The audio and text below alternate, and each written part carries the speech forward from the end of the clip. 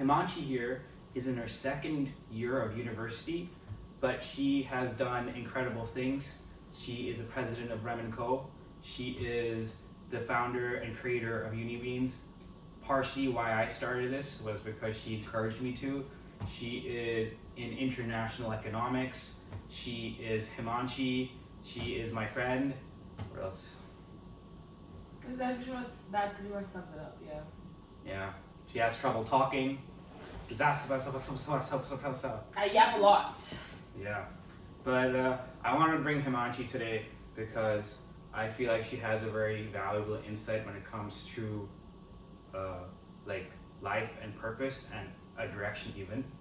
And the reason I say that is because I remember when I was 19 and I remember when I was in second year in university, I was definitely not the president of an organization, neither was I a founder, neither was I anything, right? And so this for me is more so a learning experience as well, to kind of delve into your psyche. I sent you some questions, but I didn't really want you to send questions because I wanted to have this or think of this as an opportunity where I understand where you're coming from, and then at the same time hopefully understand how I can use your experiences and your story to augment my own. Right. And how others can do the same, and what you have to say, what you have to tell people who are in the same position as you were that are kind of figuring stuff out, right? So I'll let you begin. Who are you? In your own words. In my own words, I'm a 19-year-old who loves to party, loves to just have fun, loves to yap to people, and that's why I started my own podcast, Unibeans, because I just wanted to talk to people, and then previously I just like looking myself in the camera, and I was like, okay, why don't I just turn, whatever I'm yapping, just place a camera there, and it's called a podcast then. Yeah. That's how I started the podcast. What else? Yeah, I just love to talk. I just love to have fun, and that's how, that's what I'm doing, pretty much. So why Unibeans, specifically that, as a name or as like a general area? In terms of like, okay, so Unibeans is now, it was initially a platform about personal and professional development, which is a broad range of things, like anything can come up there. But I started with, jobs in general, like how to get jobs or what to do, or, people around me, what were they doing to land a certain job. And then I got more interested towards entrepreneurship, and then I started creating content towards entrepreneurship. I feel that Unibeans is, I just started, I was in university, I like coffee. In first year I was obsessed with coffee, that's how I got the name, Unibeans. It's pretty much why I chose podcasting, or why Unibeans, is because in high school I wanted to develop my communication skills a lot. And I thought that the best way to do, and I always thought about this, that the best way of wanting to learn a new skill is actually trying out in a way where you have to keep going, you have to keep learning, you have to be, there's no stop. I can never be perfect at something. I won't do that if I were you. I never want to be perfect. Like, there's nobody perfect. Yeah, there's nobody perfect. Even Jay Shetty, I follow him a lot, and he keeps saying, there's I'm not yet perfect. And he's one of the biggest YouTubers, podcasters, a lot. So that's why I was like, I like the path a lot. I like content creation a lot. I love building, talking to people, and I would want to create a community. That's how I pretty much started podcasting. That's why Unibeans, So what about content creation, or what aspect of content creation do you feel like really speaks to you in terms of how do you feel the content you create when it's out there? What difference do you believe it can make? Like you said, I think a little bit of you got inspired by, how I started my own podcast. An international student who's just coming up to an entirely new place, they don't know what they want to do. I was an ordinary South Asian girl I am still an ordinary South Asian girl who,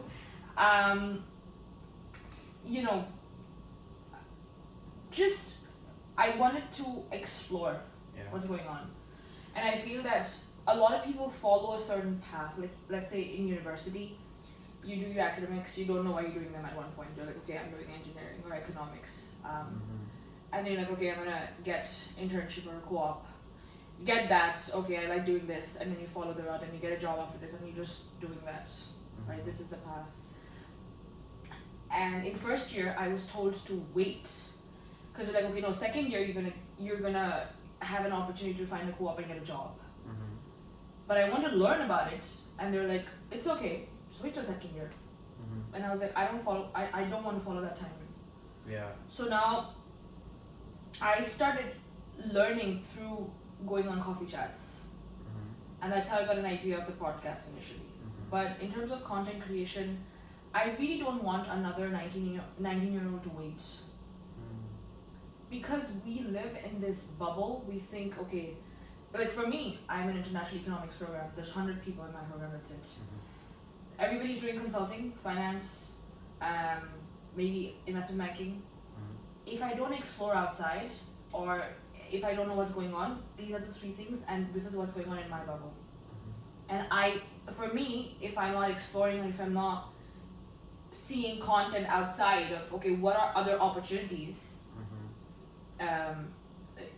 For me, those three things is what I want to do in the future. And this is the average first year's mind going on, in different programs. Yeah. But then when I did a podcast with someone, this guy is a mental health fitness leader. And so he makes content around, mental health and entrepreneurship together, and such a unique field. He provides emotional intelligence to leaders, right? And nobody would think that someone would pay for that, but he's like one of the richest people in my group. Yeah. So my reason for content creation was initially to explore what I can do with my own life. Yeah. And now I just love the exploration so much that I love talking to these people. Yeah. So content creation was more so initially for my own personal thing. That, okay, I didn't want to stick to these things. I want to see what's going on. Yeah. And for me at that time, though, I wanted to talk to people and learn. Because I got zoned out when I'm just searching and I'm just like, okay, what is this, man? Then I want to talk to people. Yeah. So content creation for me is now it's helping people my own age understand this is not it. Yeah. There's more to things. Expanding horizons. It's very important. A lot of people, again, the bubble thing, it's so important because the people I hang out with, all of these small things, the earlier you develop the habits of, actually seeing, is it worth spending time with those top 5 people? Yeah. Or is it, all these small things, the earlier you develop the habit of those, like at my age, it's going to sustain in the long run. And pretty much that's why I consume a lot of content that I make. I initially consumed it with top leaders, and then I was like, okay, this Vancouver area, I'll start something and we'll see where it goes. Pretty much that. Yeah. You know something that I found interesting in what you just said, what I found interesting is you have a sense of urgency. I do. Right? Yeah. And I think, at least in this day and age where everything is very comfortable, and I know this because I'm a victim of this. A lot of things, as you know me, right? I wait. I don't necessarily have that sense of urgency all the time, even though I want to pursue something. It's so fundamental and important, and you mentioned, like, I don't have time. I didn't want to stay with the timeline. Right. Where do you feel like the sense of urgency came from? I've always been a very curious kid.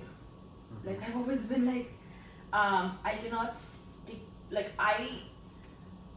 sitting free was something I literally even can't do today.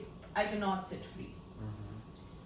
In terms of a sense of urgency, I feel that I've always wanted to, it's, okay, even my dad keeps saying it, like, you don't wait for things. He's always like, there's a certain age of doing, like, there's a certain age you do this. There's a certain age you do that. And I actually initially I had a debate with him and I told him, in my own opinion, he's like, why don't you just wait for doing, have a good career and wait for the right time to do a party, like, partying and drinking and all that. You do it when you're like, let's say 25, 30. And that way you'll enjoy it more. But I told him, Dad, tell me one thing. Do you think at 25, 30, don't you think my priorities will change by that time? Right now, there's a difference between me starting a podcast now versus me starting a podcast when I'm like 30, 35, something. Maybe I have the same mindset right now, and maybe it doesn't change when I'm 35. But what might happen is that maybe my priorities would change and I would no longer want to pursue this, right? When I'm 20, right now, the sky is my limit. I was like, I can do this and that and this and that. And I was talking to this person called Franco, he was on my podcast, and he's like, I'm 30 right now, and now I feel that, I should end work at 6, go home, chill, sleep at a nice time, wake up, have a routine. Right now, I'm like, I just want to hustle, I want to grind and all that. In my opinion, I feel that time does not wait. And it's not something I feel. Time does not wait for anybody, right? At 19, I have an option of doing whatever I want. Because right now, there's no expectations of how I, would want my certain life to be. I'm not saying you should have times in your life, like I don't. But still, I know that my priorities will change in the future. And I don't want my excitement to die. That's why even if I have like a rough idea of what I'm doing, I start it. I start it. Yeah. That's the only reason I feel, it's pretty much because I just don't want that dream and that vision to die. Because it happens with a lot of people. My dad, at my age, he wanted to have this bachelor lifestyle and just enjoy and this and that. And he worked very hard to provide for the family, whatever. He did that when he was 20. At 40, he's like, okay, I'm done with work. The best part of the day is when he's sitting down with his family and enjoying that time. Maybe I want to do that in the future. Yeah. And right now, after 6, I'm still working. I like that. But maybe I want to do something else in the future.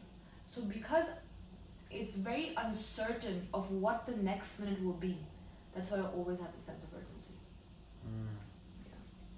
Yeah. No, that's pretty.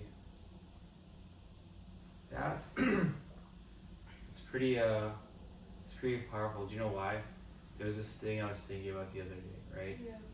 And it's weird. It just came up to me, and I was telling Charvi about this. We have 20,000 weeks left in our lives. Remember this? Sounds pretty depressing. 20,000 weeks left. I'm 25. Every week counts. I only have 20,000 of them, right? In the 20,000 weeks, right?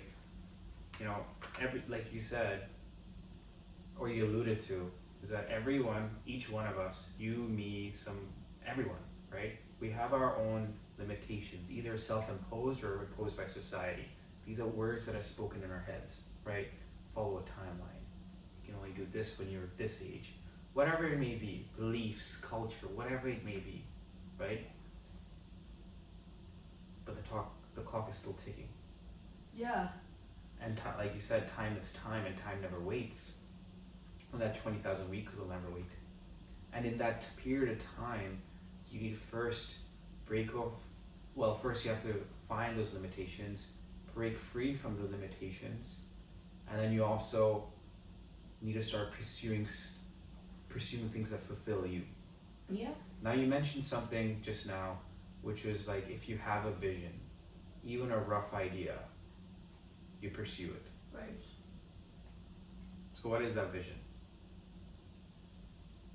It can be for anything. I never imagined I'm going to go for entrepreneurship ever in my life. Yeah.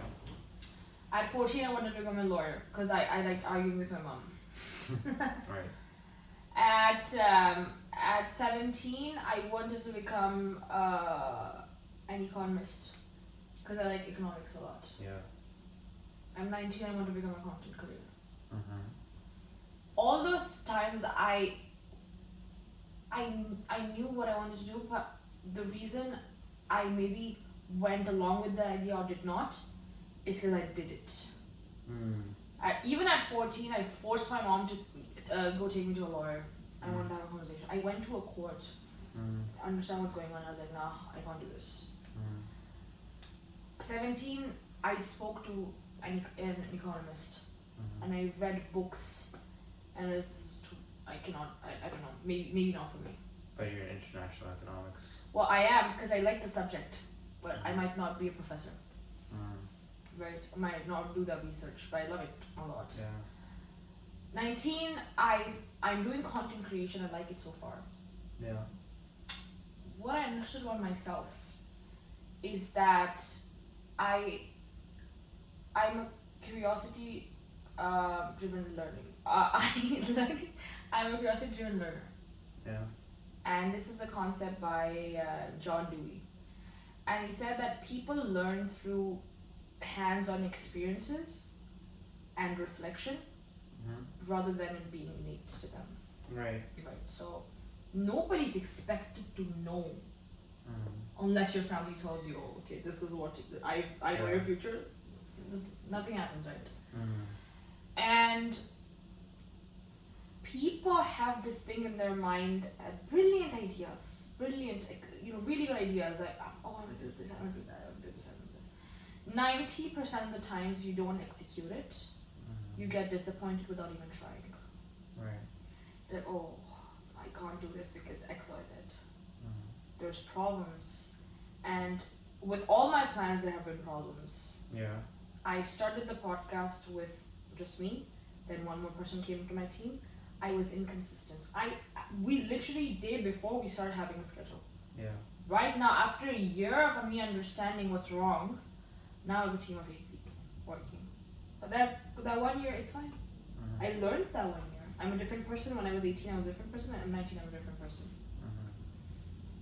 So for myself, my curiosity of learning things and actually executing them sort of, I think when I execute it, then my vision comes to sort of reality and understand whether this is for me or not. That's pretty much about the vision part, yeah.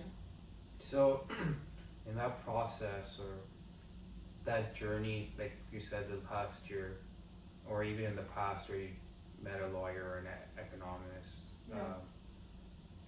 how does that journey look for you in the sense that how do you know that it's something you don't like, right? How do you know it's something you do like? And then when you pursue it, how do you feel like it changes you? I feel that it's very simple. If that thing, when you're doing it, if it makes you feel happy, or if you're actually enjoying about it and you're enjoying the things, then you do it. It's not very hard. For me, I used to love partying or just hanging out with my friends at 12 a.m. or 1 a.m. A year ago. Yeah. I was very happy doing that. It's such a good thing. You always know. Yeah. You convince yourself if you know it or you don't know it. Right. I know what's wrong for me. I know what's right for me. Maybe I'm not sitting with myself alone and understanding and reflecting what I said. Reflection is important. A person always knows if this is what something they want to do or not. Yeah. There's this inner feeling. But it can just not magically appear. It's either you reflect, and for the reflection part, you have to do it. Yeah. So if it makes you happy, and how you're going to understand is actually doing something about it. Yeah. Oh, I want to become an astronaut. Okay, what do you do? Yeah. What do you do? What are you doing about it? I want to become a content creator. Okay, I know that when I was 14, I was like, this is stupid. Anybody can do it. When I'm doing it, now I realize it's so hard. You get depressed when you don't get views. One of my friends, I recorded with him. He's a celebrity at UEC, Scooter Dawn. He has 50,000 subscribers now. CBC invited him for a podcast as well. He at this point he takes antidepressants because there's so much hate. There's so much love, but then this much hate makes him take antidepressants. And now I understand how difficult content creation is. Yeah. How did I do it? I had to take the initiative to understand. And that's how I started the podcast initially. This is for people who want to take charge of their own personal and professional development. Yeah. I think when I said it, I realized I think it's important for people to do that. I am now taking charge for my personal and professional development. That means I am being accountable for things. I cannot say, oh my god, Ma, I did not do this because my friends just took out on me. You went outside with them. You hung out with them. Responsibility. And I think that's so important for people right now to understand because these are very simple things and very intuitive. And sometimes even cliche, but people don't understand them. Very simple things. Yeah. If you like doing it, you do it. Yeah. But the interesting part is things that make you uncomfortable are good for you. Yeah. And for that you have to convince yourself that. Yeah. I was listening to Jay Shetty half an hour when he's like, things that you think are not easy are actually easy once you do them. Things that make you uncomfortable, they're actually good for you. Things you're comfortable now, you can't grow. Yeah. One of her friends, Kushi, she left yesterday. She was so uncomfortable leaving that space, but she still left. That was so because she took charge of her personal professional development. She took charge of her own growth journey, and that's very uncomfortable to everybody. She's not at house. She used to live this with 24/7. Now she's gone there. It's uncomfortable for her. Yeah. In the long term, it'll help her grow. Yeah. So we have to convince ourselves these things. We have to sit with ourselves more. And what I mean sit with ourselves, I don't mean watching Netflix. Please do that as well. Yeah. But reflect. Keep your devices away. Consume content which will give you a different perspective. That's why even for myself, I hang out with people who give me different perspectives. And believe me, I've started that from the summer.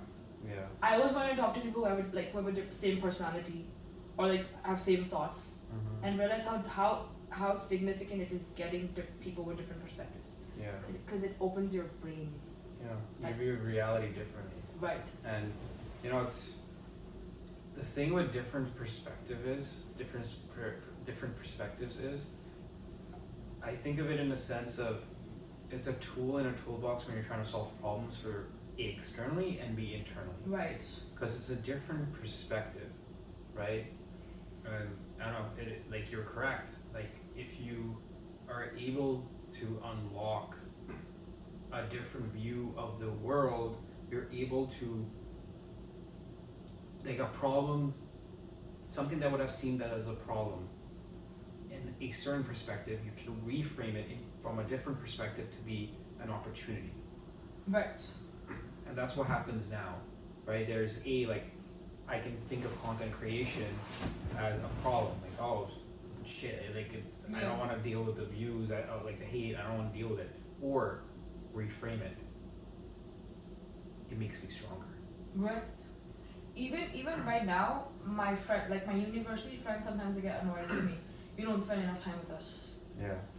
And sometimes you guys call me mature. In the summer or before that, I took charge of my development and I was like, I want to hang out more with these people because I can learn and grow and I can have fun. And I'm not saying there's nothing wrong with uni people. All I'm saying is I had to reflect to get to that conclusion. Sitting with yourself and understanding what's right for you, regardless of what the world thinks, is also important. Because a lot of people don't do that because they're like, oh my god, I don't know, maybe it won't work out, or maybe they're just scared. Yeah. Yeah. I mean, fear is pretty prevalent, right? Very prevalent. Just in general. It goes back to what you were saying earlier. It's just the limitations you create are the ones you put on yourself. Right. Oh, that doesn't make sense. the most damning limitations are the ones you put on yourself. Oh yeah. Right? See, that sounded good. But That sounded good. It made no sense on reflection. But yeah, I don't know. But I want to go back to something you were saying. You mentioned there was this theme in what you just said that I picked up on, and it's this. There was a string of emotion. You mentioned do what makes you happy. Right. Do what makes you just do what makes you content. Right. Basically, right? I read a book recently, and I told you about it. It's called Mastery. Right. Right? And then in the book, he mentions that everyone has inclinations. Right. Inclinations are like emotions you feel, right? So you might be more inclined to mathematics. So when you do anything mathematically related, or like not necessarily even mathematics, logically related, you'll feel happy. But it always stems from an emotion. Okay. Right? So from your experience, everything you found happiness in or content in, what do you feel like, do you think there's a sort of commonality between them? A thread, if you will? That's a good question. That is a good question. I feel that all of them had a common thing of me trying to create a community. Like, this is all, let's say, when I badly wanted to become the president of my school. I've spent so much time campaigning. I've spent so much time talking to my teachers. I've spent so much time doing activities. I even left my academics because I badly wanted to become the president. I was also a part of an NGO in my school, and I was the lead member there as well. And the podcast, and even Rem & Co, which helps like small businesses, right? And I've always found joy when I can see that there's this group of people that I can help, be it 10 people. So for me, I think the thread what I've seen is wherever I see, and it might sound cliche, but I've always wanted that. I think I like that. For me, success has never been about myself. Yes, I am a bit selfish in saying what I study in economics. In economics says that every person's selfish, even Mother Teresa, because that giving made her happy, right? So I would say that giving is my nature in general, even with my friends, and forming a community is something that I always try to do. So with the podcast, with my own personal content creation, even when I'm dancing, I'm teaching a group of people. I always just love it. So I think it's probably giving that emotion, and that makes me happy. Yeah. No, you are very giving. Yeah. What about a community draws you, other than the giving aspect? I think just people who have each other and can rely on each other. For initially when I started the podcast, it was all about international students, because I was lost as an international student. I'm still lost, but I was like miserable a year ago. I cried and I was like, I don't know what to do. I genuinely don't know. And when I see right now, okay, I have 100 something followers and I get like 5,000-ish views, I can see that a lot of people can relate to it. Yeah. And just the feeling of me not being alone, everybody, like there's so many people doing it and they've done it, makes me happy. I can do it. So what would you tell Himanshi 1 year ago who just came to Canada, who was lost, or however you were feeling? What do you tell that Himanshi? Choose the right people. And I'm getting annoyed with this one, like even with all my friends. Your top 5 people actually shape you. Leah Hormozy also said this thing. She's like, I would have received success like way earlier if I would have just chosen the right people. Yeah. And it's so simple, but it's so difficult. I used to be a people pleaser. I think I'm now as well, but like before, extreme levels. I didn't want to do something, I still did it. And 1 year old Himanshi was afraid of getting people out of her life because she's like, okay, let's add more, add more, add more, add more. And that, in my opinion, that was comfortable for me. But when I met some few people that made me understand it's not about just adding people into my life. Now I just have that support system with me, those 5-10 people, and all of these people are out. And again, now I think I can talk to you guys about anything, be it my personal things, be it my professional things, because I know that these people are make me accountable for things. There's growth there, right? So I think first year Himanshi was just too afraid of saying no to things because she chose the wrong people. Yeah. And I'm not saying there's right and wrong people for yourself. Yeah. If you just don't like it, everybody should just be okay to feel uncomfortable for a while. That's it. People just get. And even like Charby one day, she was telling me the story, and she's like, at one point I was not afraid of being alone. Yeah. And that really inspired me because I have that fear. Actually, I had that fear. Yeah. And that's why I've had serious conversations with my friends as well. And sort of that helped me because now I was, at that point when I had those conversations, I was not afraid of being alone. And that's what I mean by choosing the right people. Yeah. Any of my friends first year would have never told me this. But someone who's seen the world more than I have, who's experienced those things, has told me it's okay to be alone. Yeah. That's how I got the thing. So it's okay to be uncomfortable. To first year Himanshi, I'm gonna say it's okay to be uncomfortable. Choose the right people. Yeah. Yeah. Yeah, I think that's a very important thing, and I also think something else I thought of while you're saying that was that, you know, when you are changing, when you are with people that inspire you to change, at least for me, there's always this inevitable roadblock, which is my own ego.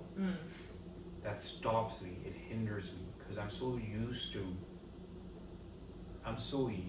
to thinking or acting in a certain way that it's hard to change perspective, right? It's hard. And it's not like I don't want to. Right. It's just sometimes your ego is like, nah. Yeah. That's right. And it requires you to almost, I don't want to say kill, but discard a part of yourself. So when you're trying to develop yourself and you're trying to combat loneliness or, you know, create a better work ethic, how do you deal with your ego? And what does ego even mean to you?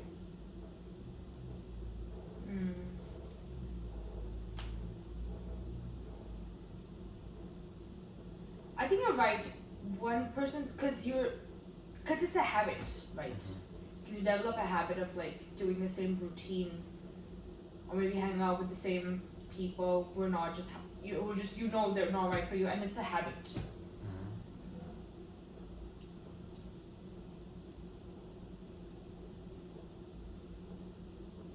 I think for some, again, when it's, I don't think it's more for ego.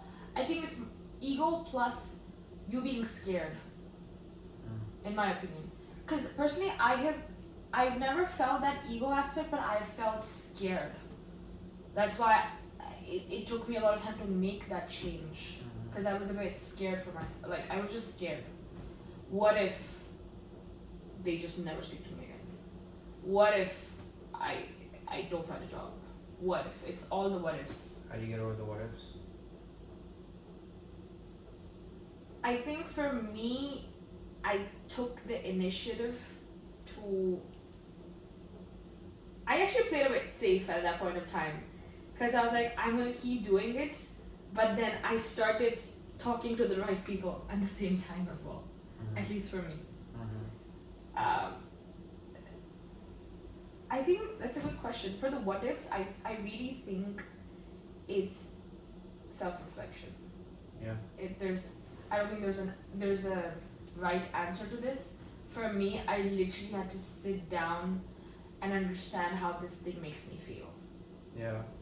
If I'm coming home at the end of the day, if I'm crying because of the same people, if I'm just not happy with my job, Yeah. or if you can feel those emotions. Mm-hmm. You suppress them, but you feel them at one point in time, right? Yeah.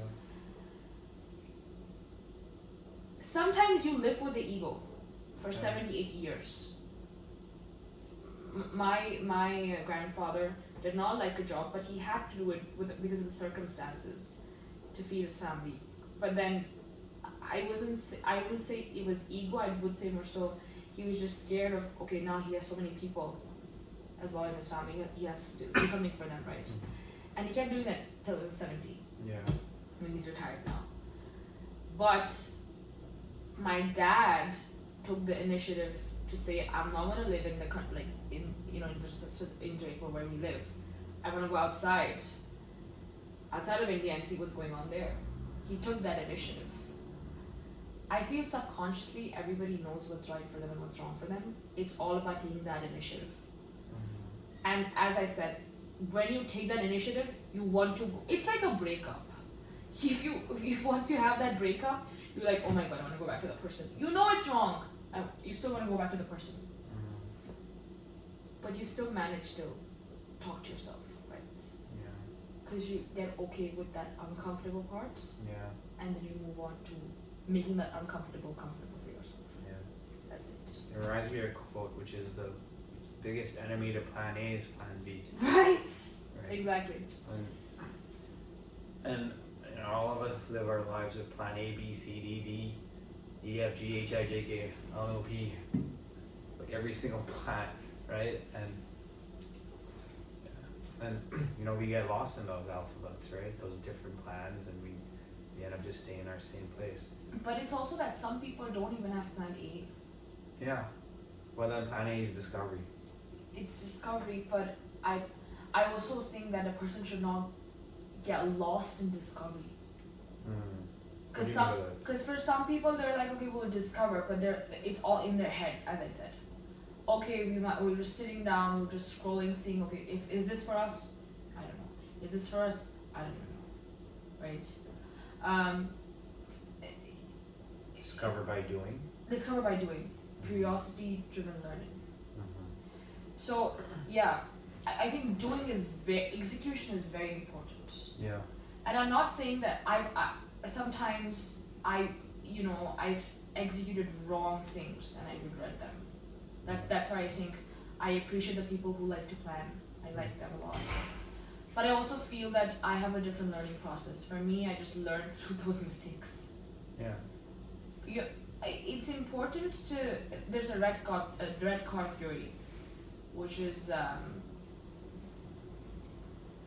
what was the red card theory again? What's your theory? I can search Oh, it I've up. said it to Chirag so many times now. Okay, I'll search it up. But I wanted to go back to what you said, right, about failing. Fuck it. Because, like recently I heard it, but it's like you want to fail fast and fail Yeah. often. Yeah. Like when you're bringing something out to the market or creating a new business, fail. Yeah. Keep failing. Like this is something that helped me, right? Just think in general. Is that imagine you have to fail X amount of times Yeah. before you succeed. Yeah. Let's say someone said, hey Mayo, you have to fail 10 times and on your 11th try you'll succeed. Right. Now I'm trying to fail, You told me, yeah. right? And it's just again, it's perspective. Yeah. You can reframe everything. Failure is not failure. Failure is foundation. Right. What is failing is not getting back up. That's when you truly fail, Exactly. right? And okay, I have another question. That's not a smooth transition. Can I intervene? Yeah, right, Kasturi, what was it? It's a metaphor that describes how people notice things more often after they start Oh playing. yeah, Okay, you nice. did tell me this. Yeah. Yeah. I remember this. Okay, good. Yeah. So let's say Himanshi in 5 years. Yeah. Somehow in 5 years or 10 years, they create like a time machine, Okay. time telephone, whatever. Okay. Himanshi from 10 years calls you right now. Right. What would you want Himanshi from 10 years to tell you?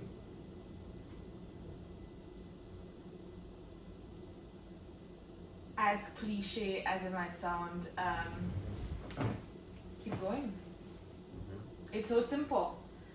Again, I've always I've always overcomplicated things, and things have always been overthinking, overcomplicating, and I feel that simplifying has always helped me, and that's why I always give that thing.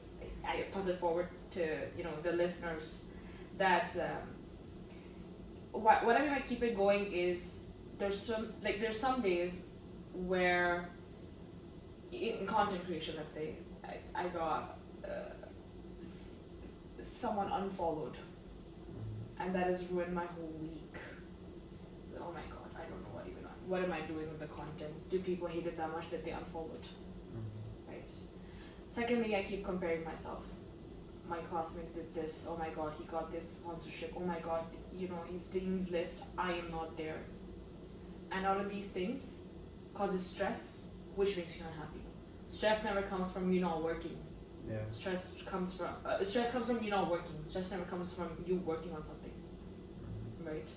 You're sad on those days you're not. For me, I get sad on those days that I'm not working. And even if I'm working on something which is stupid, I know that I'm working, I'm happy. Because I'm doing something, right? So, Himanshi from 10 years, which I know that she's going to be someone who does not want to stop. Because the need, like you pointed out correctly that I have that urgency. And it's always been there. I want to do things, according to my father before that age comes. Yeah. And I've always told him, I might not enjoy, let's say, partying when I'm 30. Yeah. Right? I might not enjoy it. Yeah. And it's already happened. I loved it like a year ago. I hate it now. Yeah. I rarely go to clubs. I've not even gone to a club, by the way. Yeah. Because I don't like it in a year. I was close to someone like when I was 17. I thought this person's going to be there for like lifelong. Gone. I don't talk to that person anymore. That's why I have that urgency. I think that's where you put it out right. I always think I have to pick up the pace to move forward. So, and I know that Himanshi from 10 years would still be calm, but still would not want to stop. Because for now, my priority is not stability. Yeah. My priority is growth. Working. But I don't know whether that would be something that the future Himanshi would want. That's why Himanshi now would 100% tell me to keep going. Yeah. Yeah. No, it's the reason I asked that is I feel like if you have an idea of what you want your future self to tell you, Right. because sometimes it's not very evident. Right. But when you think of it in terms of seeking validation from yourself, or like Himanshi from the future is like a big sister to Himanshi right now, Right. right? And Mihal in the future is like a big brother to Mihal right now. Right. What is a big brother or big sister's advice you'd want from yourself? Right? And I feel like for me, it helps uncover things that I don't like to admit or hasn't even surfaced up, but yeah, it's Tell me something. Why won't you like that to be admitted? Like, why won't you like to admit that? I don't think it's not that I like it to be admitted. I think I want it to be admitted. I think Because you have to act upon those things. Then. I don't even think I think it's just the awareness of them existing. Sure. Because I'll tell you the arc I am in my life. The arc I'm in my life is, I think, like normally I'm more rational, or I claim to be more rational or logical in my thinking. Right? I'm a big proponent of rational thinking, logical thinking, but I also have come to believe that rationality, or the logic of thinking and choosing to discard emotions for a complete rational way of thought, is me in fact just avoiding emotion. Right? And so the arc of my life is that I'm trying to understand, accept emotions. Like sometimes, emotions aren't, you can't describe them. They're not even verbalized. And everyone thinks in terms of emotion. It goes back to what you were saying, where like it's whatever makes you happy. Like everything that in life that drives us in any single way, math, physics, art, content creation, whatever it may be, it all stems from an emotion. That emotion may not be for the subject itself, but what the subject can cause. It may be to drive your curiosity, to fulfill that curiosity, maybe to create a community, because in community you can impart knowledge, not because you want to impart it, because you care about people. Right. Because you want people to not make the mistakes you made. Right. Right? And where do you feel like that comes from for you? What part? The part where you want to impart knowledge onto people, you want to help them, prevent them making the mistakes you make. Where does that emotion come from? Yeah, where do you think it comes from?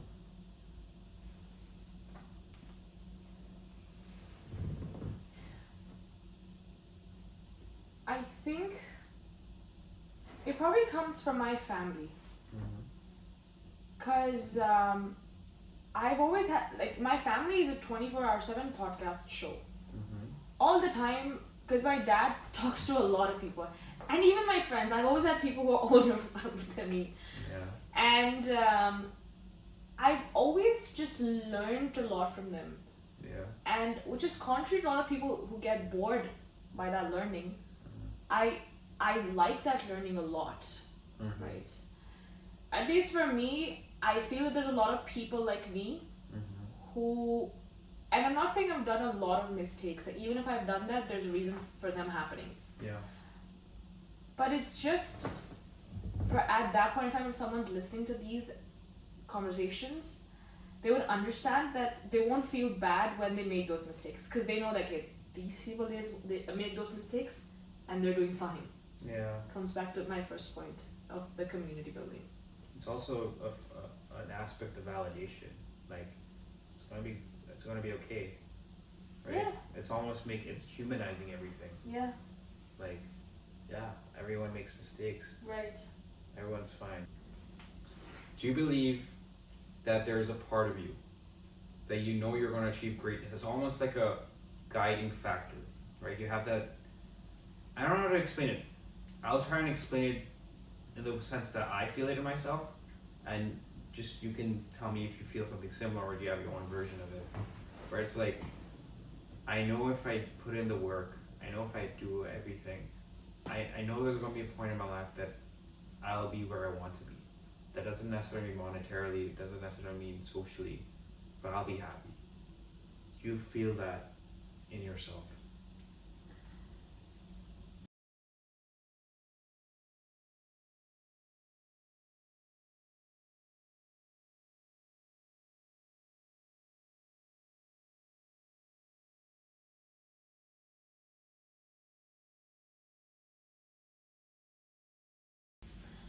I know for myself, when I'm working, or, in terms of, you're like, okay, maybe I think your question is whether am I uncertain about success? Is that what your question is?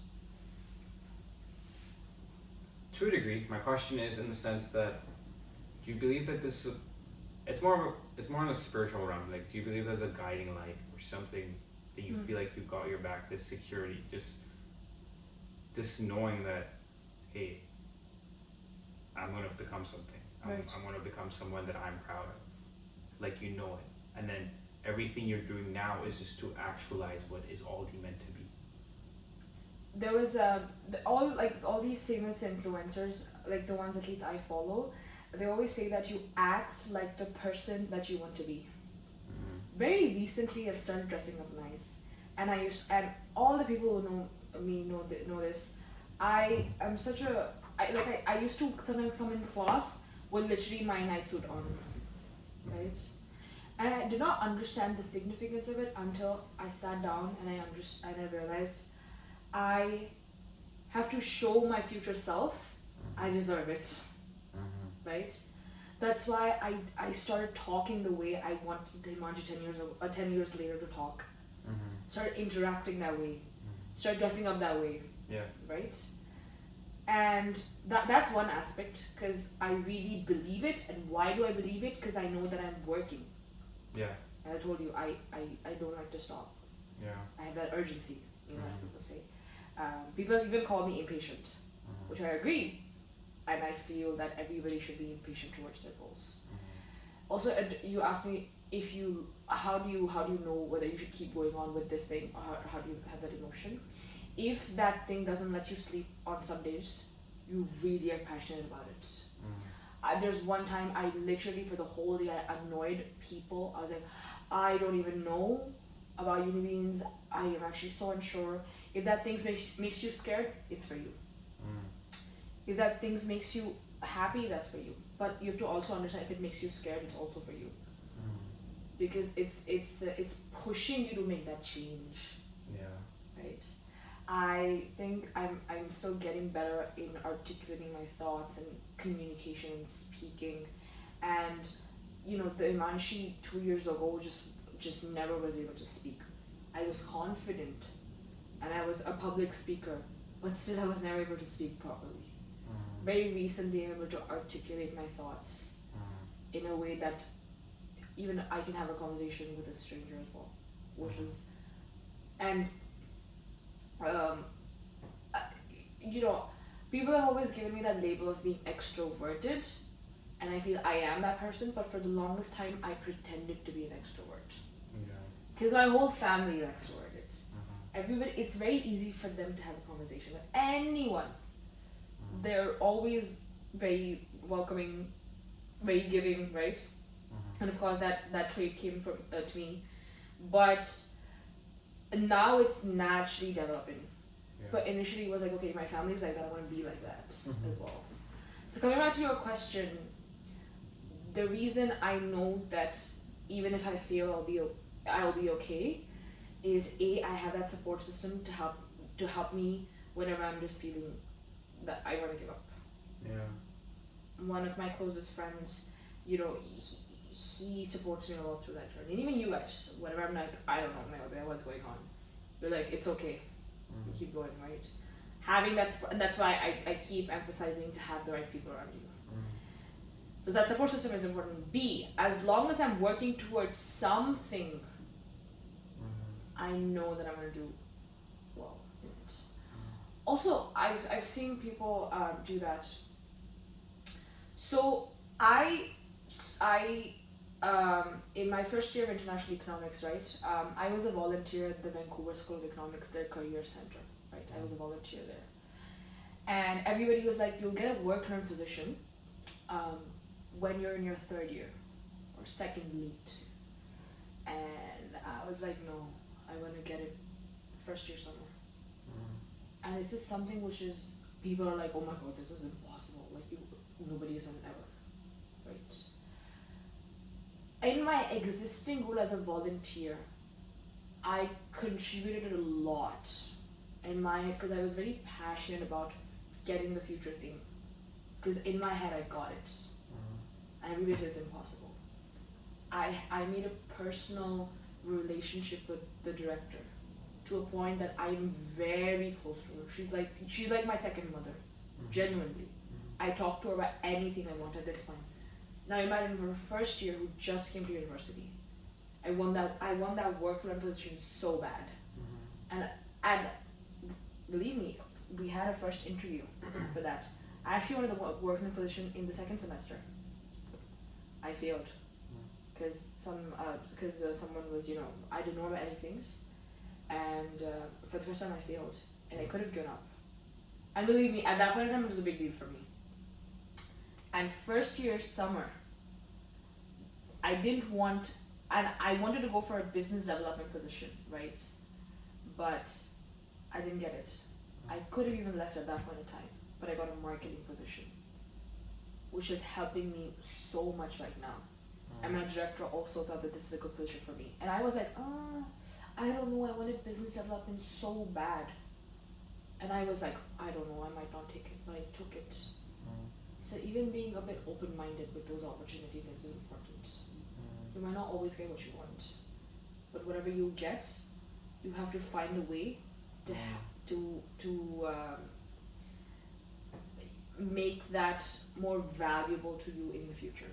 Yeah. Those marketing skills are helping me right now. Yeah.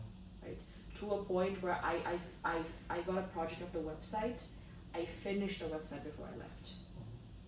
And that's why, like, as a first year volunteer to a work learn, that it might sound like it was, it's because it's for someone who's listening, they don't even get the context probably for at that point in time, it was very important for me.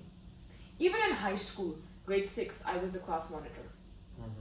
And I was determined to become the president. Like, for those 6 years, I've annoyed my mom. I was like, I'm coming late. Everybody left school at 12 o'clock or 1 o'clock on half days. I've stayed school till 2 or 3, even on half days where everybody's supposed to be out. I told my teacher, I want to take that project. Volunteered. I'm going to take this. To a level where grade 12, everybody was like, where's Himanshi? Give her this thing, she's going to finish it. Right? In your existing roles, even in jobs, I was saying this to Charlie the other day, do something extra. Push yourself to do something extra. So that you're seen there. And I know that I have this quality. Right? Or maybe I actually forced myself to have this quality initially. But now I have that quality. Because you think you're putting 100% of what your job description says. Yeah. 100% is not ticking the checkbox there. Is doing everything whatever you're supposed to do and doing extra. That is above and beyond. That's what they mean by above and beyond the job description. Not creating tasks which are even not meant for you. Right? So I have this quality in me of going above and beyond. Even if I'm meeting new people, when I met you guys, I was like, I can help with this, I can help with that. And I didn't even know some things. I'm gonna do it. That's what made us close in a small period of time. You see that? And that's why I know I'll be okay.